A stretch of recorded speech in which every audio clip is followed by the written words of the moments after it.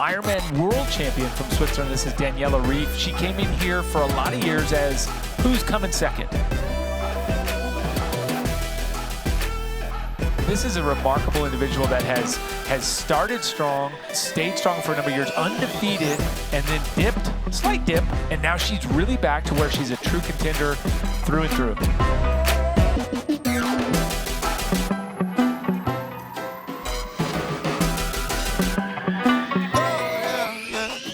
Life before triathlon, like what life? I have lots of lives. Not many people know you were a javelin. Gerald. Oh, I didn't know. Been through a whole lot, but we overcome. Enemies in our face, but we ain't gon' run. Never drift off course, always stay on mission. Won't slow us down, cause we way too driven. Whole world is watching, and I hope they ready. From here on out, we are legendary. Turn the lights up now, welcome to the show. I ain't never gon' stop, this is all I know. My eyes on the prize, until I die. I'm gonna rise, level up to the skies. Yeah, we here now, we were chosen. All the pain brought us to this moment. Watch everything we work for fall in line. We gon' give it all until the end of time. We ain't going nowhere. We'll be standing around until the end of time. Until the end of time.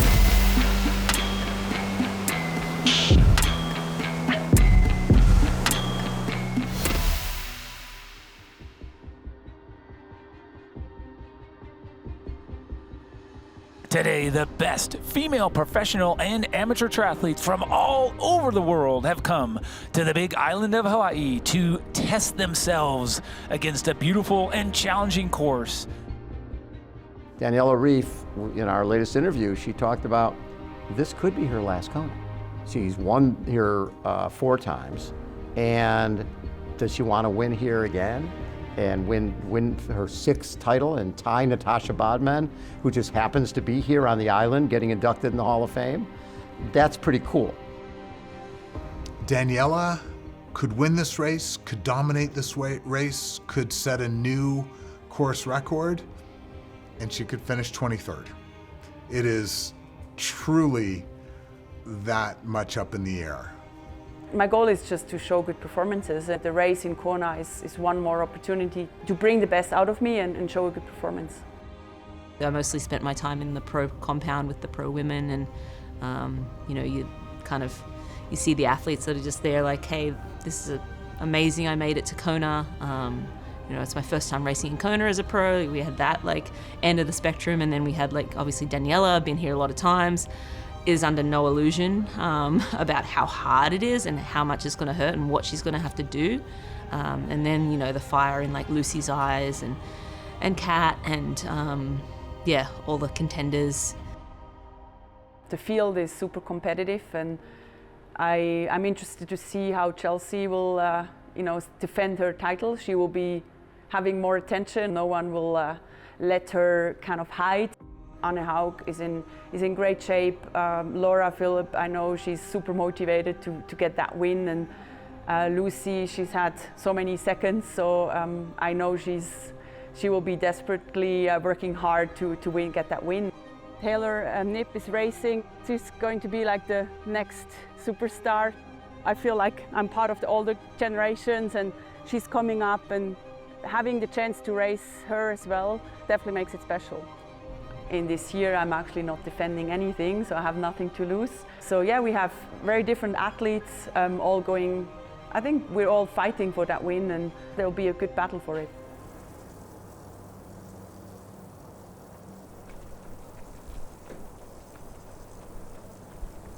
Today we're going to the Val Rosec. Yeah, it's like a nice valley, getting some longer runs done, getting the miles done for Kona.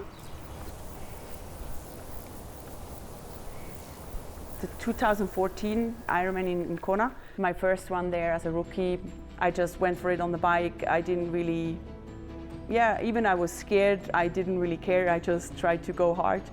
And then, I mean, we know the history. I got caught on the run, kind of blew up. I don't know, it was like K30 and really struggling. And Miranda caught me, I think, the last 5Ks in the run. That was career changing because I saw what was possible. It is Daniela Ryf, What a great day for the Swiss. Second place. Talk about putting it all out there, everybody. She is, in my opinion, the greatest female triathlete in history. When you've got 2 Olympic Games, 5 IRONMAN World Championship titles, 5 70.3 World Championship titles, what else is there? We know that she's capable of so much. Like, never underestimate that woman. Yeah, I'm just kind of building back into it. It's like 25K, just towards in the valley, and having that gradient makes it quite hard on the way out, and then the way down is a little bit easier. So just part of the getting fit for Kona, I guess. My family comes from a sporty and active background. My dad was a mountain climber and had did a lot of tours, trekking tours over glaciers or also in Africa. And then my mom, she ran for fun. She did marathon, and she was definitely the one who also got me into the sports very early. I started doing athletics kind of, when was that, like 10? And then, I think it was a really good start because you do everything. You also find out where your talent is. In running, it definitely was better to go longer than shorter. I was also in a swim club, also from 9. So eventually I had the swim club wanting me to do meetings and the athletics club wanting me to do meetings. And I think I was like 13 and it started to become more and more, around 14. I joined the triathlon club, and that's where I noticed I can't do all of it. She raced 2 Olympics in short course and was a phenomenal short course athlete for Switzerland, and then came into Ironman racing, and we had Chrissy Wellington come and reset what was possible, and then sort of I came in the middle there, and then had Daniela sandwich on the other side, and it was like, wait, what? Now we have to ride almost as fast as the men. Just an incredible talent, and strong across all 3, a great swimmer. With her ITU background, you could not be not a great swimmer. Her bike, though, was just incredible. Like, when you are biking 20, 30 minutes faster than the rest of the field, it's almost impossible to compete with that. 5-time Ironman 70.3 World Champion and 5-time Ironman World Champion. In swimming, it is tactical. I know it from the short course. It's much more intense and I actually started to become in quite a good rhythm, and I saw it was Anna Haug's feet, so I was a lot in her feet, and it's always hard to know who is around. So I assumed she would have a good swim as well, and I felt like I definitely was in a better position than last year, and also in a good group. So I trusted her feet because I know she would also not let go, and that helps to relax a bit and save maybe a bit of energy for the bike. Daniela Ryf is an enigma to many of us in many ways, just based on the last few years of her racing. We all in the media and many fans of the sport almost were frustrated with the dominance that Daniela had in the sport for so many years. And then all that kind of disappeared. It wasn't like she dropped off the face of the planet, but it just wasn't that same consistency. And we would talk about which Daniela is going to appear at this race.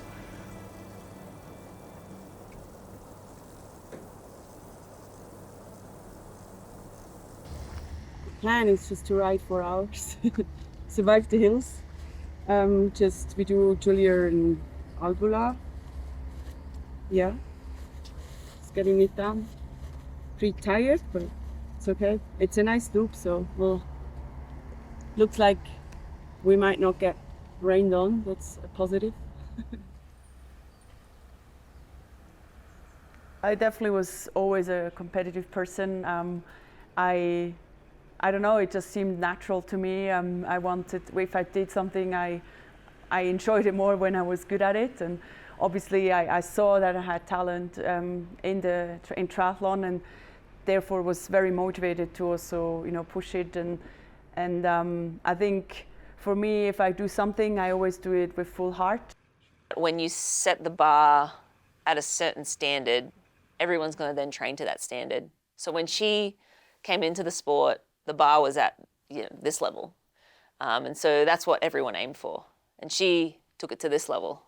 And it took a little while for everyone to reset their bar to that level. And so now everyone's like, okay, this is the level, this is what I need to do to win the race. She's had some races where they've got the best of her, but more often than not, and 80% of the time over the last decade, she's won the big races. Switzerland's Daniela Ryf is the woman that Carfrey had to catch a year ago.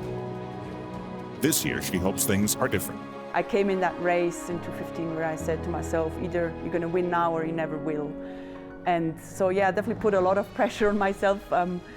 I went out and, yeah, I was super nervous, but I managed to, actually on a day where I didn't feel super great, I had like stomach cramps that day, and I just knew I had to, I think my mind was really like very strong there. I just wanted to win. And so I tried to ignore everything else, got through that bike and, yeah, brought it home. And I think being able to show, you know, that I was able to win, to prove it to myself was, yeah, one of the best feelings. How are you feeling? I feel like, yeah, really out of shape still in these hills. Like, it's brutal. And after a while, I think it'll get better. And then once you go sea level, you just, I mean, the power you have down is so much more than up here. I struggle much more these days in altitude than I used to.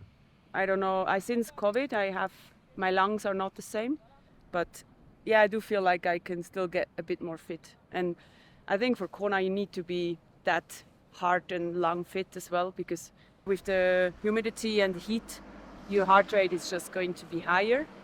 So that's why the altitude helps.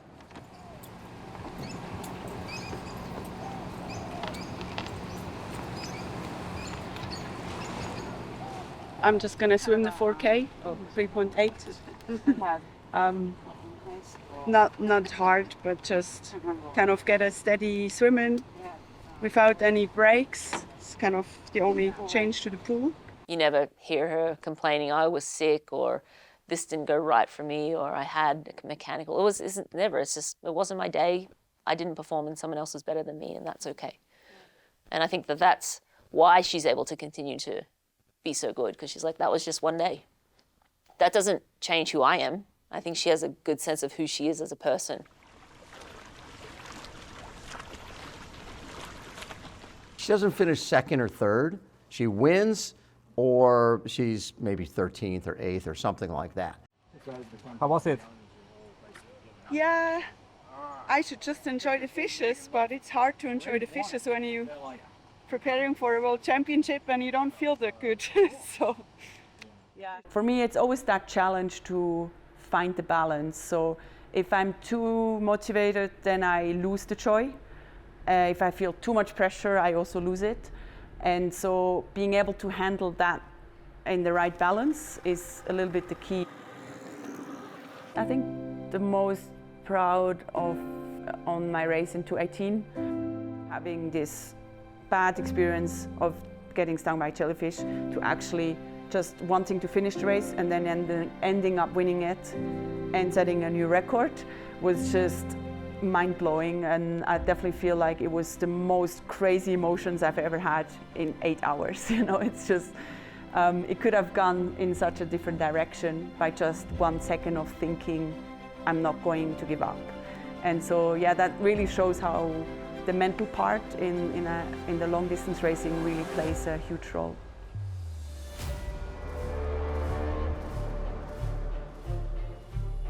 Am I going to bet against Daniela Ryf? Absolutely not.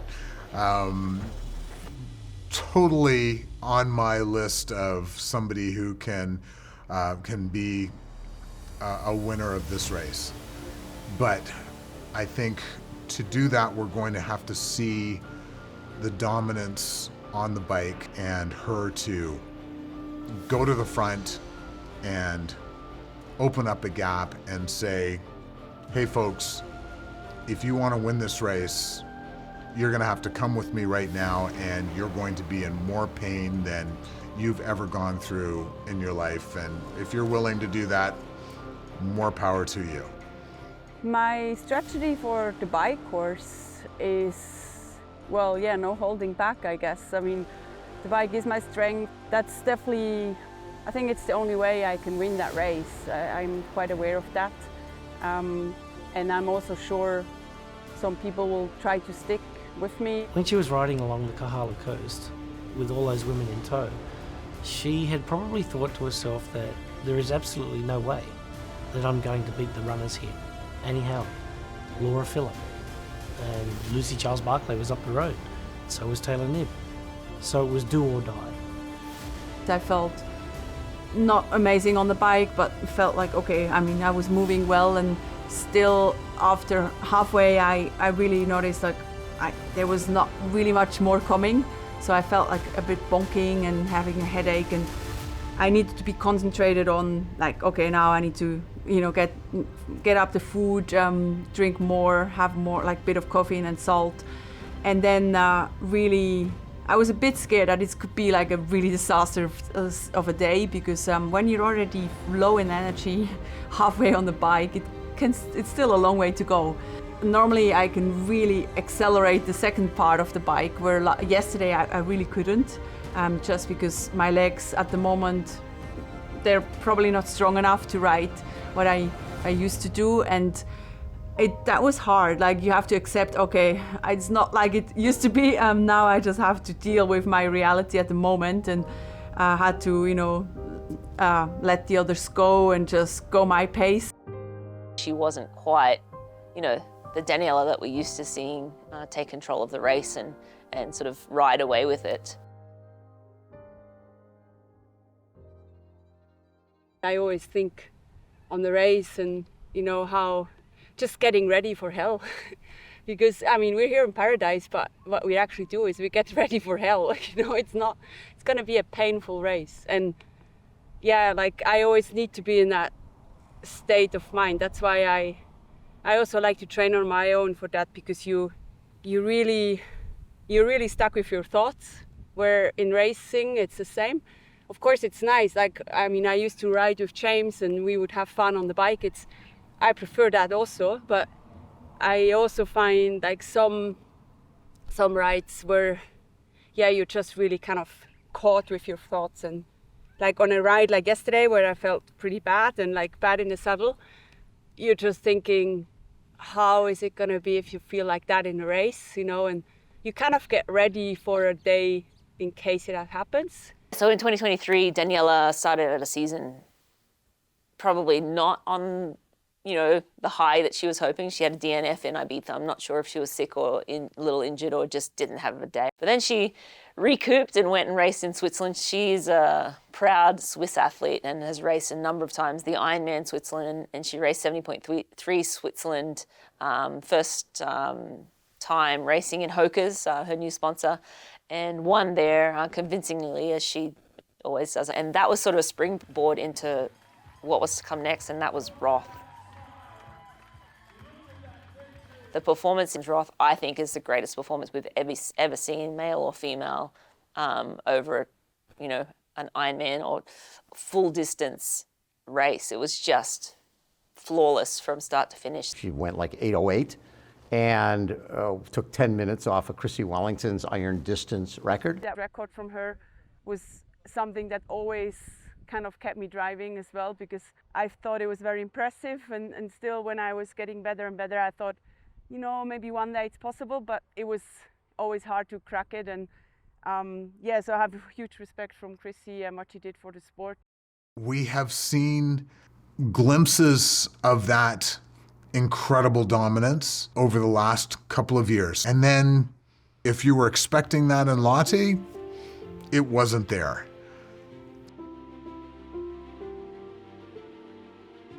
Yeah, I mean, I'm actually really excited to be here. It's something new.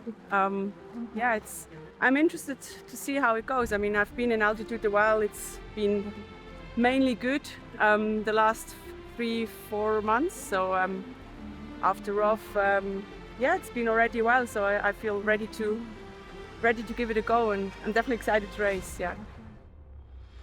Fast forward to Lahti, and she finishes 9th place, so not quite Daniela we're used to there, but I think it's really hard to come off such a big high and such a massive performance in Roth and then come back up for a 70.3 championship, which you've already won 5.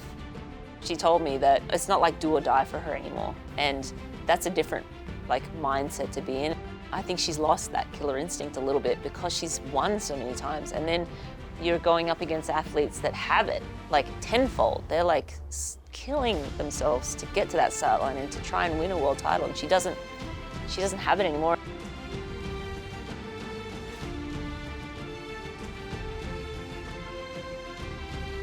She comes off the bike and just gets into the normal Daniela mode. I knew it would be most likely my last Kona race. I wanted to focus on the performance and not make it too emotional. And still, for myself, I also say I want to soak in the atmosphere. It's maybe better said than enjoy the race, because I wouldn't call it enjoyment. But yeah, I definitely had more smiles out there in the race, during the race, which normally I don't have, where I'm just in my zone and just try to soak up the energy from the spectators, and it definitely felt like I could soak it up very nicely. And the vibes from all the women cheering each other on the course was also truly special. So I felt like it was it was a really nice experience to have that course, that day for just the women.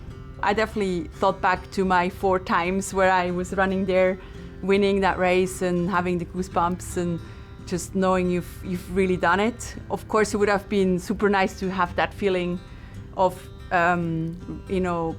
proud and being, achievement of that the same day. But I just tried, I felt like trying to be grateful for the day. I definitely felt good vibes out there, and coming to the finish line, I definitely had a smile on my face. And just, this island has given me so much, and this race, it really changed my life. You will have bad days and good days, but now it feels like the bad days just are more visible because everyone else just got so much better. And where before I might have been able to cover it a bit and still kind of get away with sometimes with a win where I was not super happy with all my race, which I actually prefer now that I feel like I need to get really the best out of myself to be able to win. In 2014, I had 9:02 and I got second, where yesterday we had 16 women under 9 hours. So I think this really shows the level of the women now.